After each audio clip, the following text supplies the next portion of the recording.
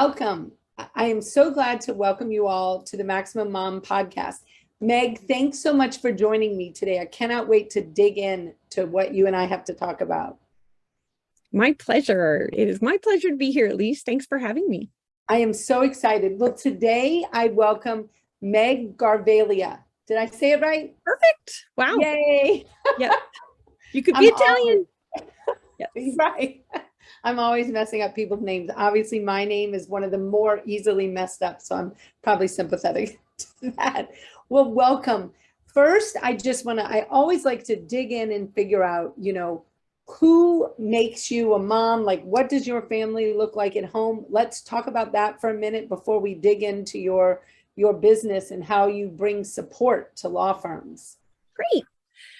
I am a mom, obviously. My husband and I have been in Metro Atlanta here for 22 years, and our boys are pretty much cooked. They are 20, 23 and 25, and I'm currently accepting in-state applications for daughter-in-laws, and it's a pretty rigid vetting process, but and keep in mind what I do for a living, so it is a process, and unbeknownst to my children, we keep it on the down low, so they probably wouldn't approve.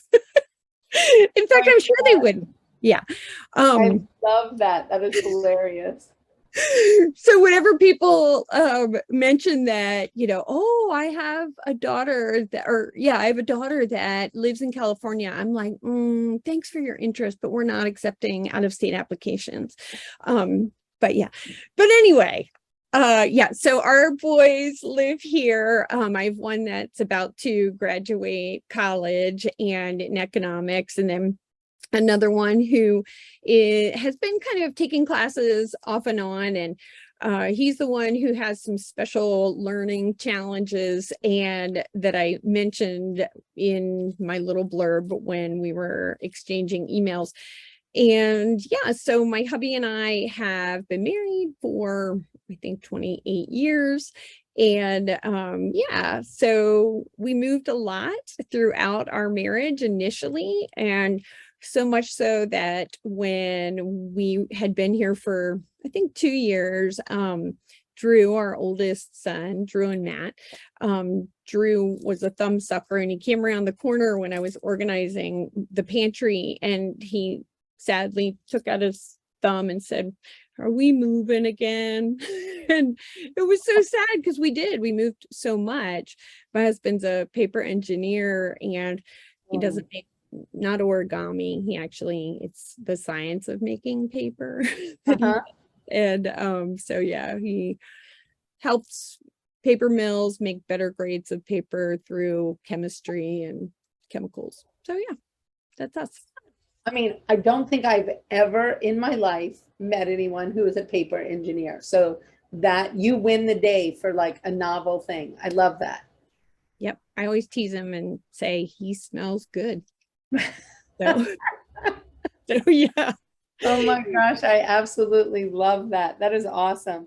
Yep. Well, I really want to dig in to your business and what you do. First, tell us a little bit about your business, how long you've been doing it, where you do it, who you help. Yes, ma'am.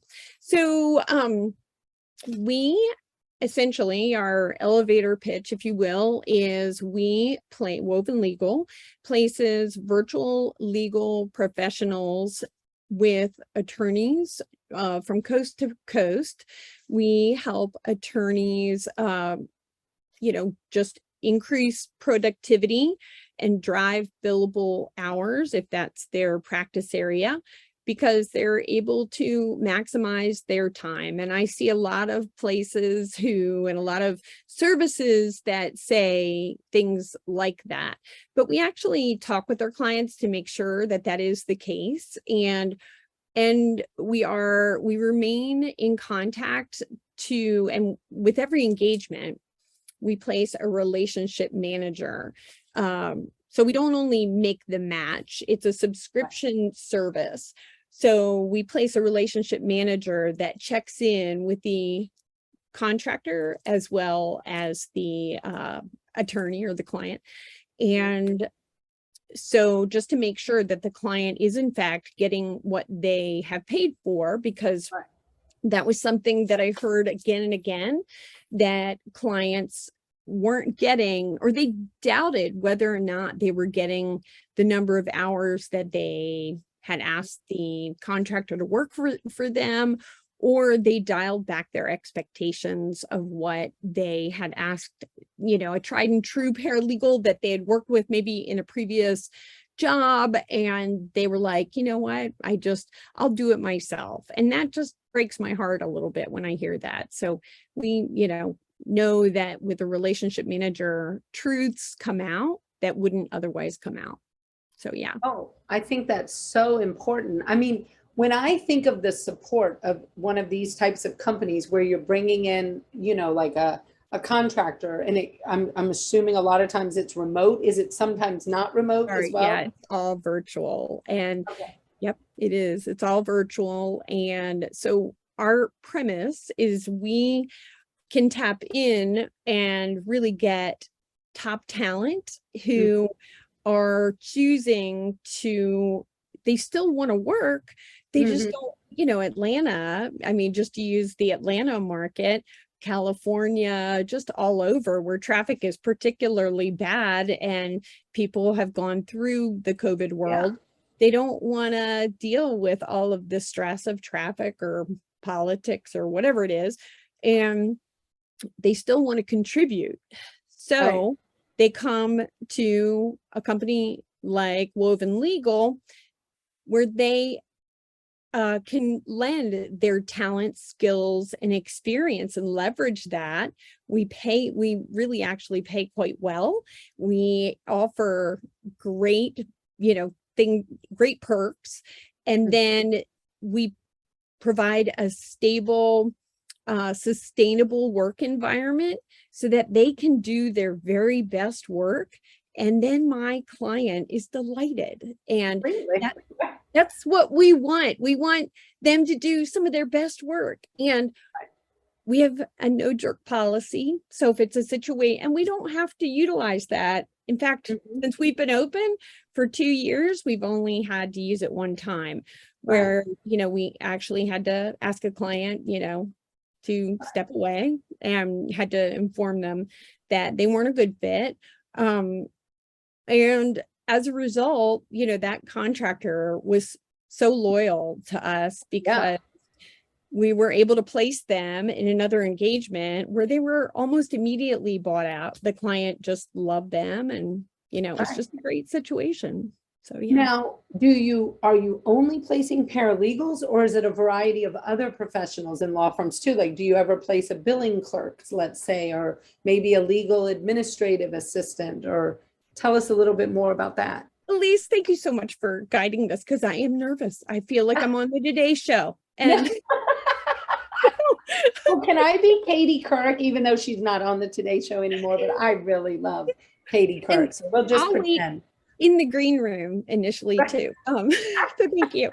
But yes, we place client intake specialists and docket clerks to make sure that the calendar is always buttoned up super tight, nothing gets missed. For like, we have a firm where I think we placed 7 folks in that firm. And as they grew and we continued to place additional people, they were buying them out at a rate that was actually difficult for us to sustain, but we're grateful that they liked our contractors that much. But with that, their trial calendar got busier and busier. So we placed a docket clerk, and now we've done that again and again. But yeah, client intake, we place quite frequently. Paralegals and legal assistants are our bread and butter, and bookkeepers as well. So you do place bookkeepers. Well, that is really good to know. Yeah. Legal bookkeepers, not just your run of the mill. We need to make sure that they have worked in, with law firms and attorneys and understand the guidelines. Right. Well, now, how does this work? I mean, here we are, the Maximum Mom podcast. We're in the Maximum Lawyer group, thousands of law firm owners. I can tell you that I read messages daily about people needing help. Mhm. How does somebody get engaged with somebody like you? And what I suspect many people are going to feel like they don't have enough systems written down to use somebody like you. So Mhm. what happens when you have somebody who maybe is a newer law firm owner and they really need some help like you, maybe they can't even afford a full-time employee or, Yeah. benefits or Mhm. whatever. Right. How do they get engaged with you? What is that going to look like? And should they be hesitant if they don't have enough SOPs or whatever standard operating No, procedures or anything? Okay, tell us about that. no. And it's perfect that the questions you're asking are right in line with the way clients come to us and ask questions. So no, we are a fractional service because we serve a lot of solo practitioners and small, just generally small to mid-sized law firms. So we typically somebody would call in and or send us an email and ask to meet with me or somebody to answer questions that they have. And so everyone that we place has been heavily vetted and they have at least 3 years of experience. So we're always vetting candidates, right? So we have a bench of experienced people that do have bandwidth. But if it's someone, frequently we have clients come to us and they want a full-time person, or it may grow into full-time. So Mhm. in those instances, we're going to do a fresh search. And we have a whole really honed process Sure. that our talent acquisition team utilizes to vet our candidates. So that involves many interviews. I don't know if you've ever heard of Patrick Lencioni. Have you ever Oh heard of yeah, him? Yeah, for he's sure. amazing. Yeah, I mean, I'm surprised that there's still people I run across who haven't, Oh but yeah. his humble, hungry, and smart, that is a big part of our process, making sure that people we ask to come in and serve under our umbrella, that they have those attributes. Then making sure that they have the practice area experience, well, just generally the legal experience that they say that they do. And then we vet them to make sure they have the practice area alignment that they claim that they do. And then we check them for details. Are they as detail oriented as they say they are? Right. And we do background checks, we do personality testing. We make anyone that we make, they're contractors. So to be considered to serve our clients, they have to agree to go through cybersecurity testing, because I come from the e-discovery world. Right. And so that's really important. And I'm the one that talks to clients all the time. So I understand the importance of caring for our clients' data. Right. And so they go through our cybersecurity protocol before we would ever consider placing them. Wow. So we put them through a battery of tests, do Yeah. all the checks, and they have to be humble, hungry, and smart before we would even consider allowing them to meet with one of our clients. So that being said, a client comes to us and then we would find out, how much support do you need? They would tell us number of hours, and then we would, just tell them pricing. And we have many, many processes to facilitate, and we have worksheets and things. And depending on what their needs were, we would place somebody. Sometimes we have people who have been doing this forever and a day, and they want just somebody who's hungry Right. and shows initiative, and they don't need them to drive the bus. But then, I just talked to a client recently who said, look, I want somebody to text me in the morning what I've got on my schedule. I want them to manage me. And that's great.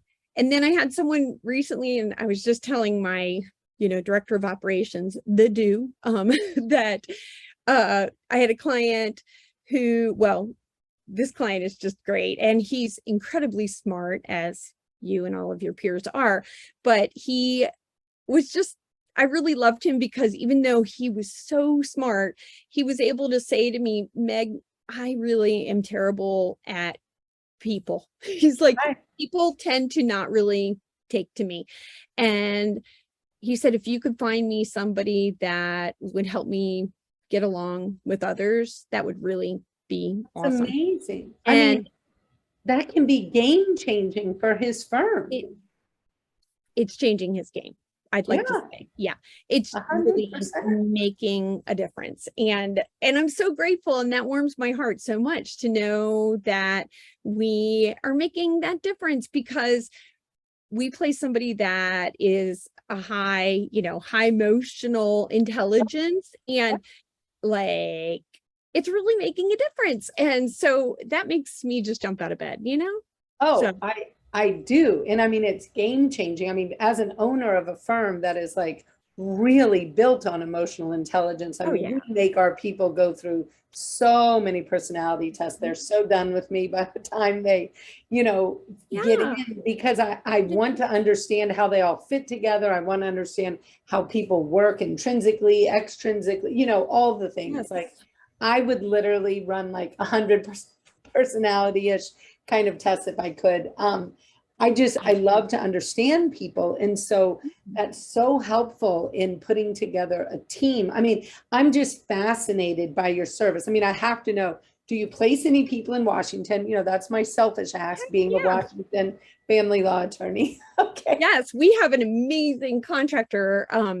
And she showed us the sound that she lives on, and we just drove, and I'm like, do you want to see the suburbs? I mean, we just live in the burbs, and I mean, we like it, but the sound is just way more exciting. But yeah, absolutely.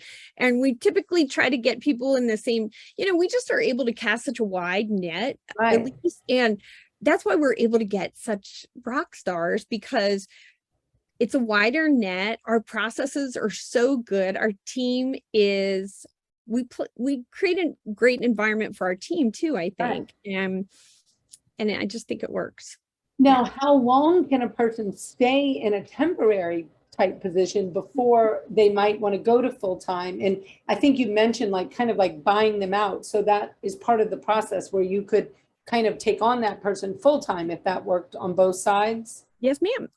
So indefinitely, when we open, we've been doing this we started right, and I mean right before COVID hit, and we got perfect timing. Yeah, I know.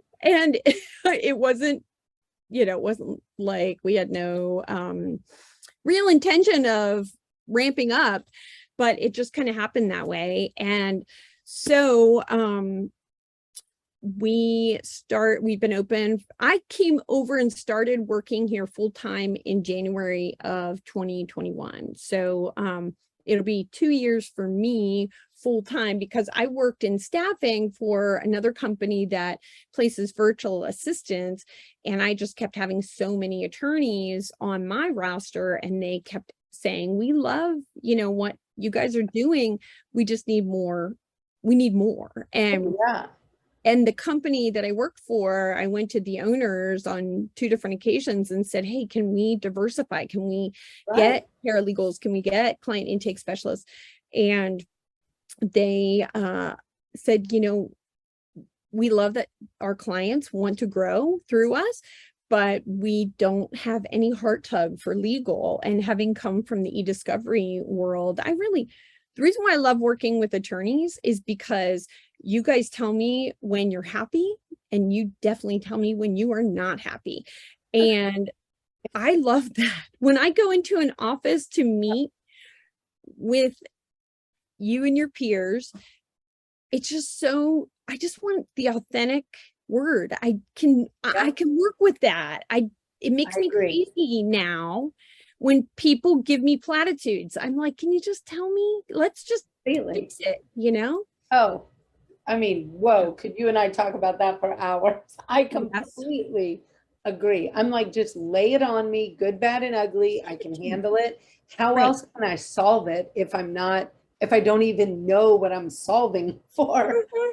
And oh, 150%, I agree. I mean, I spend so much time encouraging my team, my own team. I'm like, if you have problems, concerns, ideas, suggestions, like bring them to the surface. Do Right. not hold back. Like, there's no way for us to get better without frank discussions and Yes. frank feedback. And Yes. yeah, I am a huge, I mean, Radical Candor. I don't know if you've ever read that book. No, should I? Oh, I mean, kind of game changing. I think Kim Scott is the author. Okay. Such a good book. It is one of our core values. I love And that. we are, we actually Yeah. just did a learning lunchbox trying to help people understand, because radical candor is caring personally and challenging directly. So you must have that caring personally part first. Otherwise, Yeah. your challenging directly can sound abrasive and be Mhm. mean. Do you know what I Right. mean? Oh, I But if definitely you know what you mean. if you are truly a caring, empathetic human and you've got that caring personally down Mhm. pat, you can challenge directly in a way that is open and where somebody can do it back towards you. Like, we have a very non-hierarchical firm where I want as much feedback to me as I want to give to people. Like, Yeah. I don't want to be immune from feedback somehow just because my name is on the door. Like, that's absurd. And Yeah. And I think it, if I can kind of jump into the mom side of things, yeah, I think it's exactly like being a mom, and especially, yeah, my kids are at an age where they're so cute, and my one son was disagreeing with me, my younger son, and he is much more comfortable with confrontation than our older son. And I think that could be my fault, because I thought that we should maybe punish that out of him. And, and I'm trying to rebuild that now. And so I probably did make him mind me, very old school, and he's getting there. He is definitely getting there, and his 6'2" stature helps, I think, but my younger son was so cute, because I had to hop off the phone because he was disagreeing with me, and we were just having this, back and forth. And he texted me and he said, just so you know, I'm never gonna flip over on this one. Love you, mom, but I'm not coming to your side. And it just made me laugh and kind of fill up, because and I said, I really respect that you're sticking to your guns. I don't agree with you, but and I just like that they're both authentic. And oh yeah. yeah. Oh, I mean, yeah, we joke in our house. I mean, I raised some exceedingly free thinking, independent humans, and Yes. none of them feel compelled to agree with me, which, obviously it can make for difficult dinner conversations at times, but I think that's was my job. You know what I Right. mean? I Teach them to do. think and to analyze things on their own and against their own values and their own life goals, not mine. And Right. so it has been fairly interesting to watch them develop and see where they land on things now. And I love being able to have deep intellectual discussions with them about their thoughts and why they think something, even from a place of never trying to convince them to come to my side, Right. more of a place of curiosity on my part. How can I learn more about their side, and what do I not understand that they can help teach me? And I find that in young adults to be fascinating. And like encouraging them to read or expand, because just like I was the best parent in the whole wide world until 1997, when the first one came out. And then I knew all the answers. Please, are you kidding me? I'm the last of six. I babysat like crazy when they started, I started having nieces and nephews, Right. and then all bets were off as soon as I had one. Right? Is that not true? So true. And but I do. So when our boys started having so many opinions, now it's fun to just say, hey, you know what, maybe read this, and they will. I mean, Oh yeah. we're all big fans of Audible, and so fortunately they will do that. So yeah, and I love that it sounds, I mean, obviously you read a lot, but books, it sounds like you like to read a lot too. Oh my gosh, I love, love, love reading. My poor team, I had somebody the other day tell me that in onboarding, instead of like the normal things you need to send people, like paper, pens, paper clips, they're like, Elise, you really should buy everybody a bookshelf with as many books as you send out to us. And I was like, fair enough, maybe a bookshelf should be on the list. I mean, because we gift people books constantly, and then we have a firm book club. So every month we're, sending books out to. I want to be in your firm book club. What are you reading right now? I don't know what's on tap for September. I actually would have to get back to you and let you know. We have somebody on our team who works with the people who are super involved in the book club, and they come up with different genres and what they want to read. And so I think the September title will come out today. Oh, good. Yeah. Now this one, I didn't get the memo 10 years ago, but 1,000 Gifts. Did you read that? Yeah. Like a while ago. And somebody just told me to read it, and it is kind of prosy, but it is good. It is good. Oh, there's just so much. I mean, I just think there's so much out there that we don't even learn, in college, graduate school, whatever. I feel like I did all the schooling, and then I probably, easily spent 20,000 hours post-schooling, you know what I mean? Actually learning all the things. Yeah. And are you a reader or an audibler? Both. I do both. I really try to read at least 2 books a week, usually one via Audible and one written. And so, I do set aside a fair amount of time to read. And, whenever I'm driving, we live on the Sound as well as your contractor, but a little bit out from Seattle. So we have these longer drives, which I just love because I get to put on an Audible and just listen away. And I'm as happy as a clam driving, watching the water view. Yes, that's amazing. Yeah, awesome. Kind of beautiful and peaceful. So, I get to do that this afternoon. I go to a massage on Monday, and I get to drive 40 minutes to and 40 minutes back. And I just think it's lovely. That sounds amazing. It makes you want to convert to horses. So it takes longer. For real. Well, now I want to dig in a little. One thing I read somewhere was about something that your dad taught you, some entrepreneurial skills or spirit. Tell us a little bit about what you learned from your father growing up. Yeah. So I am the last of 6 kids, big Irish Catholic family. And my dad, first, when I was born, we were in a grocery store, and then because of all the big box stores, he left that, was still a meat cutter, and he went and became a meat manager at A&P. Remember A&P back in the day? Yeah. And that was such a big part of my childhood. In fact, we were A&P Family of the Year, but I was not even around yet. So I think I was cooking, I love that. Yeah. And so then my dad left A&P when he was 50 some years old, I think. And I thought he was 50, but then my sister, who was visiting, just informed me that he was a little more than 50.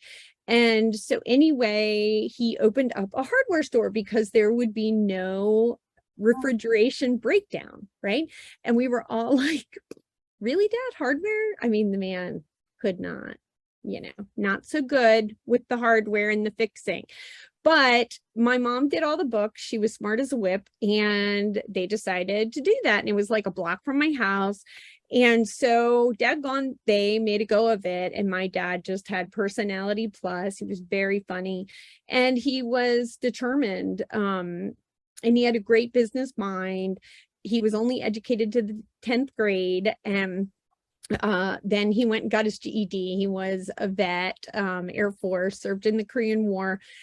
And anyway, so he was just very driven, and he made a great business, and my parents did very well. I did another podcast, and somebody pointed out to me that I made it sound, I mean, we didn't have a lot of money growing up when he worked for AMP. But then when he went into business for himself, we did very well. And my parents, paid for my education and so on and so forth. But so my dad said to me at one point when he was ill, he died of cancer, but he said, Megger, a lot of people, I think we used to bat back and forth entrepreneurial ideas in my family all the time. My dad actually invented a number of things through the years, and some of them were absolutely harebrained, but some of them actually are inventions that stick to this day that AMP, utilized and are part of the meat cutting business today. Wow. And so that's kind of cool. But anyway, my dad said, Megger, a lot of people talk about going into business, but few people have the guts to do it. And that really, I don't think it didn't register with me that it would bug me, but it bugged me. And so, I mean, it really made me proud when we went into business and launched this. And when I sent out the notice that we were doing this, I sent a black and white picture of a woman jumping out of an airplane like 1930s or Right. parachuting, because that's how it felt. Like, oh my gosh, I'm jumping out of an airplane and I hope I make it. And it was really scary, but it's the team that I have. Patty Cotter is amazing. And without her, I really don't think we would have grown the way we did. And our team is just, they make me bring my best game to work every day. Right. Well, and to me, it's so much, entrepreneurship is so much like parenting in that regard, that just like jumping out of the plane, you have no idea what you're really getting into. I mean, you can read every book on the planet about parenting. Nothing prepares you for real life parenting. And I think the same is exactly true of entrepreneurship. And it's so interesting to me that you bring up how important your team is. And I think the same is true on the parenting side. If we either have a partner, a spouse, family support, a village of some sort, having that team to help you in that parenting realm is as important as that team in the entrepreneurship realm. And we need to do so much better, I think, as just humans, in acknowledging that no one person can do it all themselves. It shouldn't even be the goal. I mean, it's not possible for one, but it shouldn't even be on the radar is what we're trying to do, because we don't all have all the skills. We all have strengths and then growth opportunities. And so I love your analogy of, what entrepreneurship felt like and what it looked like. And I mean, I love that your dad too, talk about summing it up so poignantly that it truly is. I mean, it is a brave endeavor to do what you've done. I just love though that you saw a need in a field and you did, the right thing. Like you went actually to the boss, the people who own the thing, and said, let's do this. And they were kind of not passionate about it. And then you took a huge leap. I think that's amazing. I mean, it's super impressive. And I think the need probably far exceeds even what you realize, and you're like knee deep in it.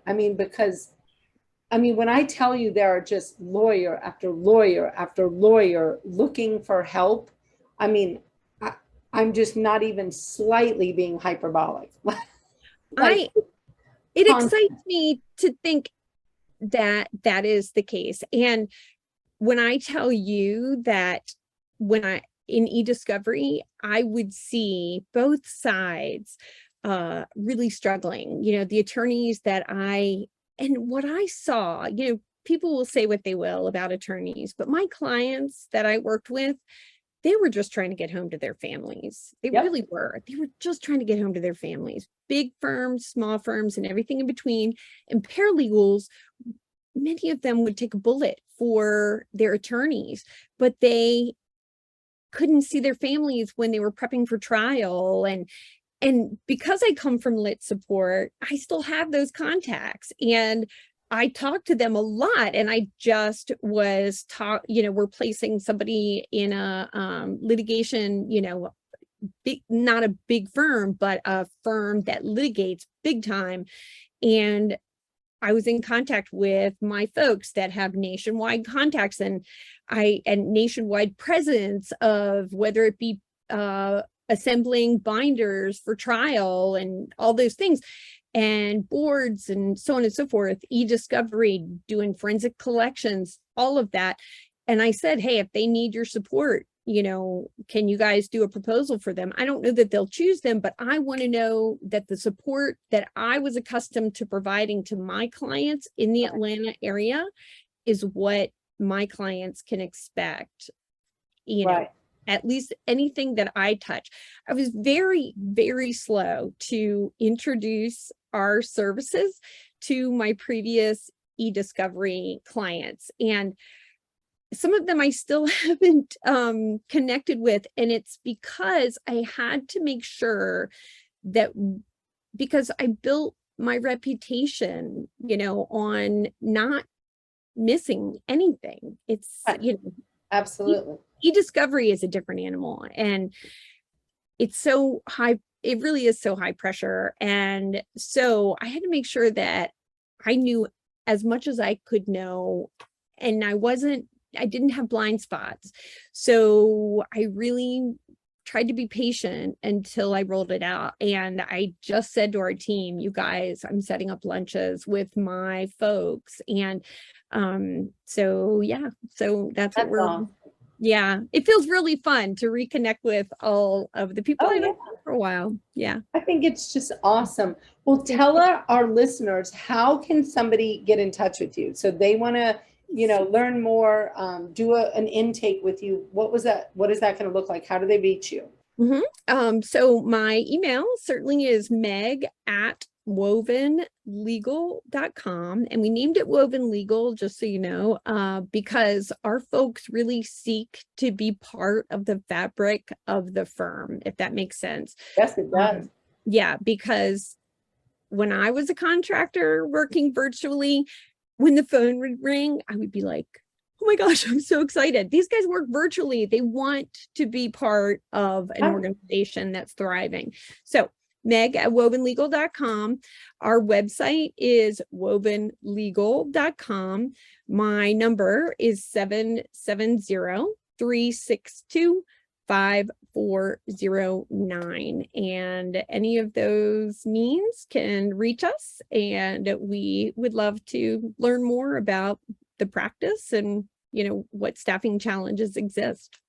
I cannot tell you how excited I am to have you on. And I just think this is such a huge need that you all are servicing. And so I'm really honored actually to be able to share your services with the Maximum Lawyer Group. So I really appreciate your time today. And if anybody who is listening to our podcast, always feel free to, leave a review. Let us know what you're interested in, what you would like to hear more of. And again, Meg, thank you so much for joining me today. And I hope you have a wonderful rest of your day. And I hope you enjoy your week as well. Thank you. And I hope you have a great drive and a great massage. Yes, I will. Thank you. It was my pleasure. Thank you so much. Yes. Bye. Thanks, Meg.